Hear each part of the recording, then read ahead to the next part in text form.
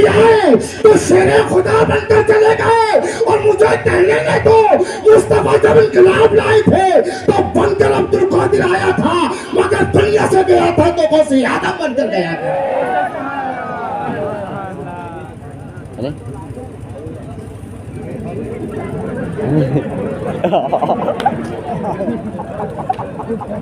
आज हम मुकम्मल जनाब कॉमेडी ही बन गए।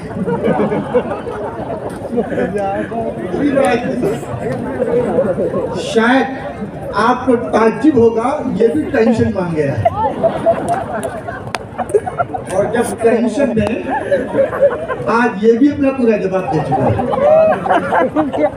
दुरूद पाक पढ़े अल्लाहुम्मा सल्ली अला सय्यिदना व मौलाना मोहम्मद बिन मादनी। मगर आप एक बात याद रखें, सिंगल पैजामा नहीं है, डबल पैजामा।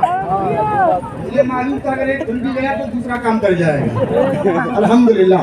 दुरूद पाक पढ़े अल्लाहुम्मा सल्ली अला सय्यिदना व मौलाना मोहम्मद बिन मादनी जूद वल करम वल इल्म वल हिकम।